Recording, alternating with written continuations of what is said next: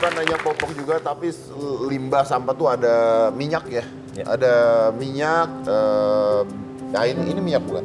Bisa Ya. jadi minyak ya? Jadi tadi dari yang popok itu, Jadi kan minyak. 50% kapas, 50% plastik. Betul. Nah plastiknya itu kami pirolisis supaya jadi minyak seperti ini. Plastiknya jadi minyak. Ya. Idenya sebetulnya memang Minyak apa? Minyak goreng, minyak. kalau ini lebih cocok jadi minyak tanah sih ke arah kerosin. Minyak tanah. Minyak tanah. Itu sampingnya apa itu mas? Yang mana nih? Ini. Oh ini. Kalau ini popok. Jadi dari reaktor sini produknya itu kan tadi kita campur dengan air ya. Ya. Nah, unsur hara di dalam sampahnya itu larut ke dalam air, kemudian kita suaranya jadi jadikan popok. karena itu kotoran di dalam Berguna. popoknya sendiri juga Karena bermanfaat. jadi popok. Jadi kotoran di dalam pampers itu malah jadi popok. Ya. Iya, Cuma kita lebih suka kalau itu dibersihkan dulu sih sebelum dibuat. Iya. Terserah. Ah itu Rick ada dodol Rick, coba Rick. Dodol. Nah itu jadi dodol. Punya coba, enak katanya. Enggak, baunya kencang banget. Dodol. Ini apa nih mas? Kalau yang ini dari sampah sisa limbah tandan kosong kelapa sawit. Jadi kalau di perkebunan kelapa sawit, kita kan sekarang banyak sekali di Indonesia. Oh ini kali ya. Nah ini setengah diproses, kemudian setelah diproses dia jadi briket seperti ini. Briket, oh ini Ya. jadi briket. Selain itu kita juga punya briket dari ampas kopi. Briket dari ampas kopi. Ya, buat yang suka ngopi mungkin nggak sadar kalau ampas hasil kopi tubruknya itu sebenarnya jadi sampah. Oke. Iya, Nah, sedap diolah di bawah ya. itu ya. Oke. Tapi nggak gini Rick, dari semua yang lu kerjakan, lu lakukan ini menghasilkan nggak? Karena kan tadi bilang bahwa nggak bisa terlalu banyak bahan-bahannya juga.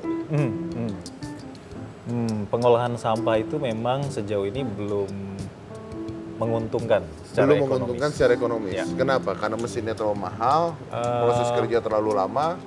Karena produknya belum bisa kita pasarkan sebetulnya sih ya. Produknya belum bisa dipasarkan. Siapa sih yang mau minyak dari sampah gitu atau pupuk dari sampah gitu? Iya. Ragu Kelihatannya duluan ya. banyak yang ragu ya. Ini bener nggak nih ya? Jangan-jangan ada racunnya atau gimana? Tapi Apalagi- udah diuji coba semuanya. Tapi sudah diuji coba. Oke, lalu gimana cara masarinnya nanti? Kan gini, ini Anda udah berhasil, tapi efeknya apa nanti kalau tidak ada yang beli? Sejauh ini kita coba pelan-pelan. Jadi biasanya pengolahan sampah tuh kebanyakan orang melihatnya dari sisi hilir. Sampah di akhir, di TPA kemudian diolah. Tapi makanya kita nyoba pengolahannya lebih ke hulu. Artinya bukan di rumah, mungkin tidak sampai rumah ya, tapi di daerah RT, RW.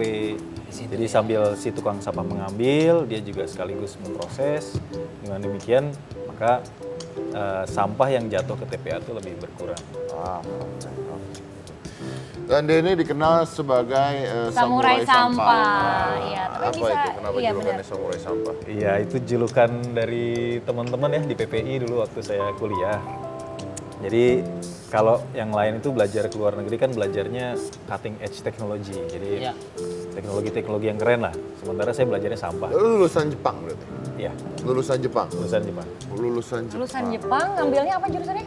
Ngambilnya jurusannya teknik lingkungan sebetulnya. Teknik lingkungan. Tapi Khusus maksud tentang gue gini, sampah. kalau lu lulusan Jepang, terus lu udah balik ke Indonesia, lu ngurusin ini semua. Dan lu nggak tahu pendapatan lu sendiri belum bisa dari sini, karena ini masih minim. Betul. Artinya sekarang what you do? Pekerjaan utama saya jadi dosen sih di Jadi dosen. S3 ya, Mas, ya? Oke. S3 ya. Dia S3 mas. Sama kayak saya S3, SD, SMP, SMA. Oh iya. S semua. Dia ngurus sampah, lu jadi sampah gitu. Ya. Ini yang dipungut dong. Keren loh, keren loh. Oke. Oke. Panji, terima kasih banyak. Thank you banyak. Terima kasih. Mudah-mudahan karyanya semuanya ini dikembangkan terus-menerus ya. Amin. Jadi jangan mau kalah dengan keadaan, pasti saya yakin ini suatu saat akan berhasil. Amin. Ketika pemerintah kita juga udah melek. Peduli. Betul. Di Jepang kan juga udah maju pasti ya pengolahan sampah ya. Di Jepang sendiri sebenarnya kalau ingin tahu ya, mereka mayoritas dibakar sih. Dibakar. Dibakar. Sama aja, masih belum terlalu ini Tapi juga. dari sisi kasat mata, karena sampahnya semua sudah terangkut, dibakar, jadi tidak terlihat. Kalau di Indonesia, yang terangkutnya ini Belum banyak. Baik Mas Panji, thank you. Sama-sama. Saya masih punya satu bintang tamu lagi. Ini juga masih berhubungan dengan lingkungan, tapi siapa dia? Kita lihat dulu video ini. Silahkan. Indonesia adalah negara kepulauan yang dikelilingi oleh wilayah lautan luas. Namun, sayangnya tidak diimbangi dengan kepedulian masyarakat mengenai keberadaan sampah di lautan.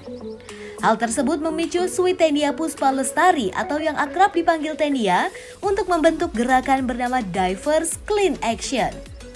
Berawal dari kegemarannya menyelam, membuatnya tahu bahwa kondisi di bawah laut Indonesia tidaklah bersih.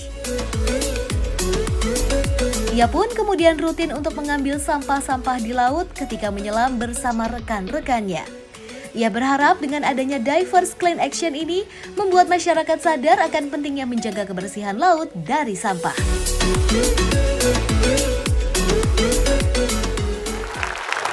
Ya baik, langsung aja tolong diwawancarain ya.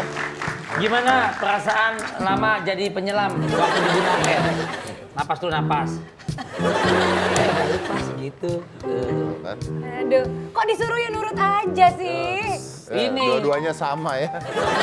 Ini enggak. Belakang. Emang kenapa Langsung aja Mas? kita undang ada Tenia, Nadira, dan Kristi dari Divers Clean Action. Wah, perempuan-perempuan. Halo. Kristi. Oh, Kristi. Halo. Nadira. Ini para penyelam ya. Gimana sih? Silakan duduk. Ayo, anggap aja orang. Ya. Oke. Terus aku situ, kenapa sih? Iya. Iya, iya. Oh, ini Cewek-cewek bawa ini. apa ini? Bawa apa? Boleh oleh-oleh? Bawa oleh-oleh, sampah. Iya. Oh, kasih Riko aja ya. Lumayan Rik dikiloin kan Lumayan. biasa gitu juga lah Rik. Enggak, ini apa suka nyelam nemuin sampah atau gimana ceritanya? Jadi ceritanya dulu kita yang pada hobi menyelam, Iya. tapi biasanya kalau kita menyelam kan ngeliatnya ikan, terumbu Benar. karang yang cantik.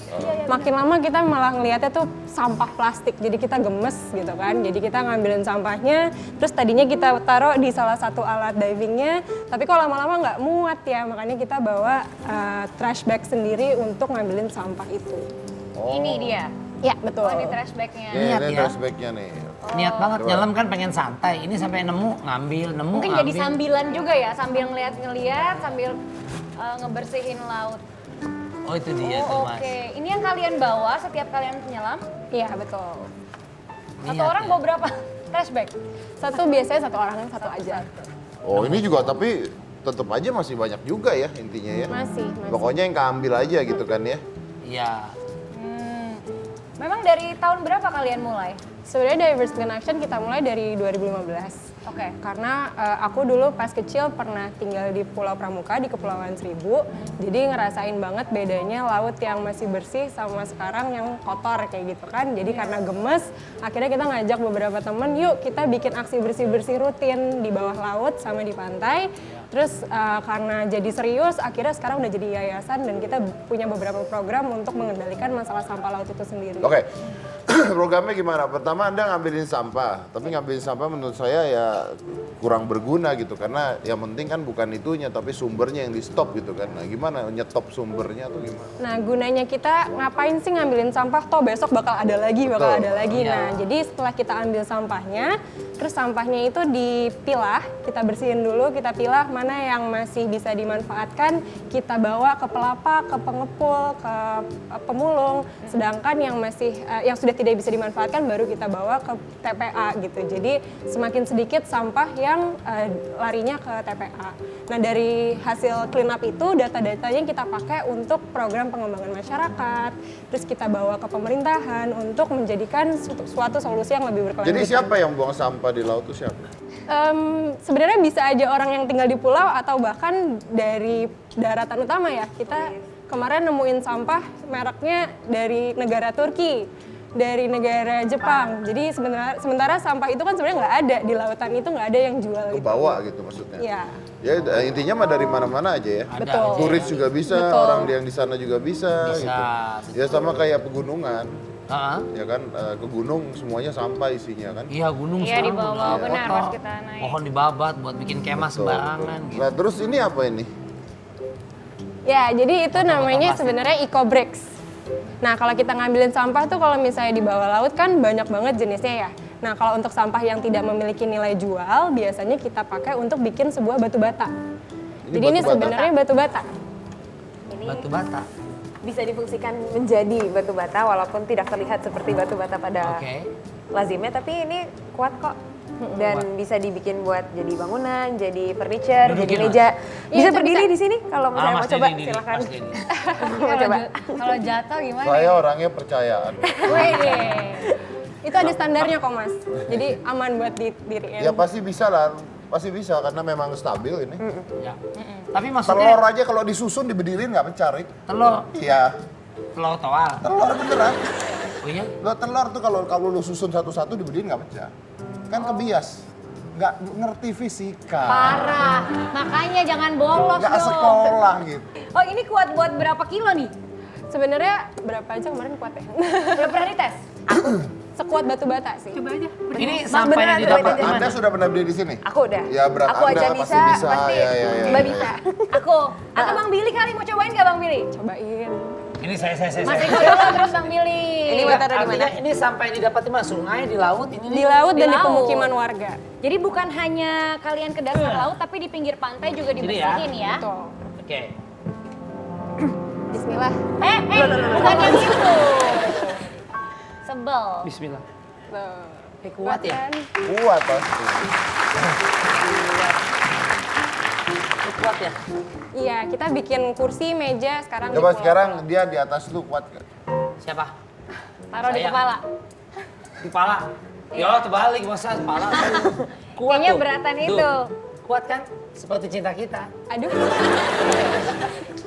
Oke, artinya ini sekarang bisa dijadikan kayak bahan bangunan gitu intinya. Betul. Tapi udah diproduksi massal. Kalau misalnya kita fokus utama kita kan di Kepulauan Seribu, paling dekat sama Jakarta Darat. Di sana kita udah bikin kursi, meja, dan sekarang lagi bangun bangunan untuk warga di sana sih. Jadi kita memberdayakan ibu-ibunya untuk bantu kita bikin ekobrik. Per ekobrik kita hargai seperti harganya batu bara. Wih. Batu bata. Batu bata. Iya. Hebat. Jadi buka lapangan Ini pekerjaan banyak yang anggotanya lain juga. komunitasnya. Alhamdulillah banyak. Banyak. Yang Oke, tapi peduli. kita tanya lagi setelah yang satu Ya. ini. Jadi jangan mana-mana, tetap di hitam. Oke.